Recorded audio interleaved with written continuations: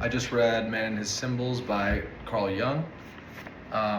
It is a anthology of essays, 6 essays. The first one is written by Carl Jung, and the next 5 are written by his, proteges and close colleagues that worked under him. One of which is Mary Louise von Franz, who's the only one I'm familiar with, but the other ones are Joseph L. Henderson, Anelia Jaffe, and Yolanda Jacobi. It was a very cool book. Carl Jung is someone I've been fascinated in for a very long time,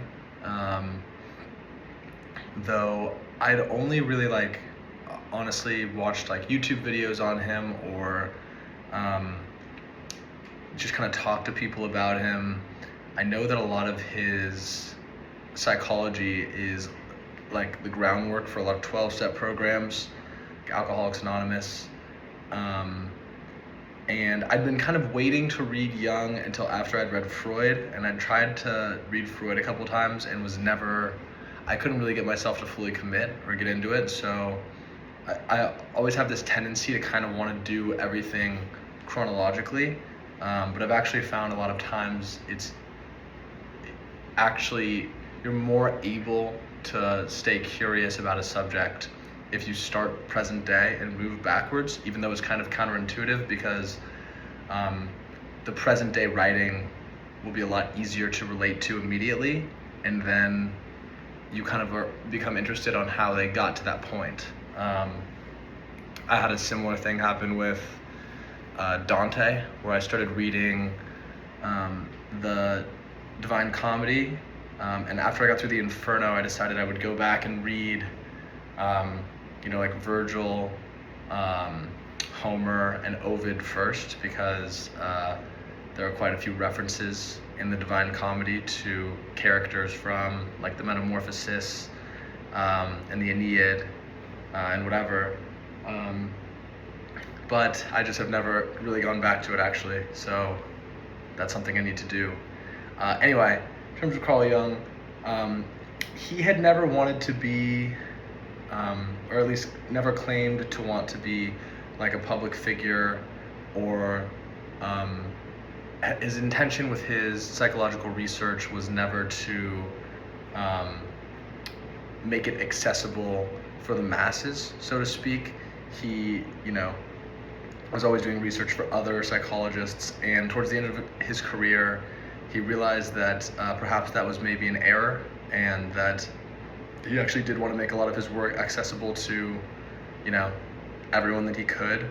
And so this was the first book that he wrote with that intention in mind, and it's the last book that he ever wrote. Even though he only writes the first essay, and he kind of edited and put it together with the help of his colleagues. But the intention for this book is, to be an accessible starting point for a non-psychologist who wants to study his work. And that's why I read it first. They talk about a lot of the, kind of standard Jungian terms within the book. I guess I'll go essay by essay. In Carl Jung's essay, he talks mostly of dreams and how dreams are a great way to connect the conscious mind to the unconscious mind. The unconscious mind being, more of instinct, or having somewhat of a unaccessible, mystical quality to it. The conscious mind being the logical, rational mind that is sort of a product of the external world or social theory. I feel like there's quite a fixation currently in public discourse about what is social theory, and what is biologically true for people, and are people a product of these two things together. Carl Jung's concept of the conscious and the unconscious is similar to that, but I would say it has a more mystical and spiritual connotation to it, which I really gravitate towards personally. I think it's really cool. Um, so he analyzed over 80,000 dreams, and Freud also did dream analysis. Carl Jung was one of Freud's proteges. He worked under Freud, and then they ended up differing with him over a lot of things. But my understanding is that in Freudian psychology, Freud created a lot of like formal rules, somewhat of like a blueprint in which you could analyze people. So it would be like, if you dreamed of a tiger chasing you, that meant you had anxiety. But then Carl Jung came along and said, like, actually, that dream of a tiger chasing a person is quite like context dependent, depending on what's going on in their life and who they are. And in order to undergo a Jungian dream analysis, you have to know a lot about the person and understand like why they would dream of a tiger. It's not so black and white. So that's pretty interesting. I find that fascinating, and it feels subjectively true to me. I was even thinking about like, I started to pay more attention to my own dreams as I was reading this, and I started to think about, I've read a lot of linguistics books, and I started thinking about how the ability to communicate with other people is so limited. And so even though you might have kind of your own subjective biases blocking your ability to understand your dreams, you really have the best shot at understanding your own dreams, because it's hard to ever tell someone about a dream that you had. It always feels kind of inadequate, at least for me. I think everyone has that, has had that kind of universal experience of like rationally or logically telling someone about a dream and it making no sense. So it's been cool. I've kind of just been looking at my dreams more often. I'm going to skip to the third essay, which is by Mary Louise von Franz, and she talks about all the Jungian concepts of having a shadow, which is like kind of a repressed version of yourself. And I tend to think of it as like the version of you that has kind of innate desires that perhaps you don't want to have or don't think you should have. I think there's a lot of sexuality that's caught up in the shadow.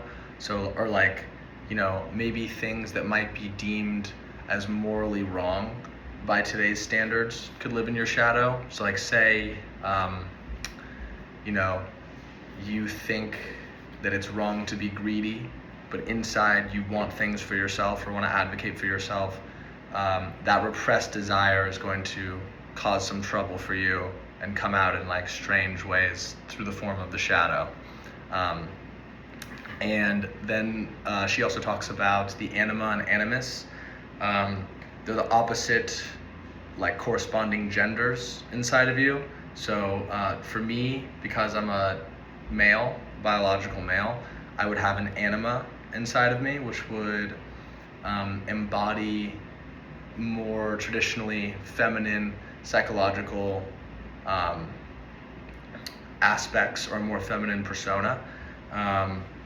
And so Mary Louise von Franz talks about the process of individuation is like kind of almost like figuring out your shadow and what it is and what it wants, figuring out for me it'd be my anima and what it is and what it wants, and integrating those two things into my own psyche in a healthy way so that it can't come out in like negative, destructive behavioral patterns that could be harmful to you or other people in your own life.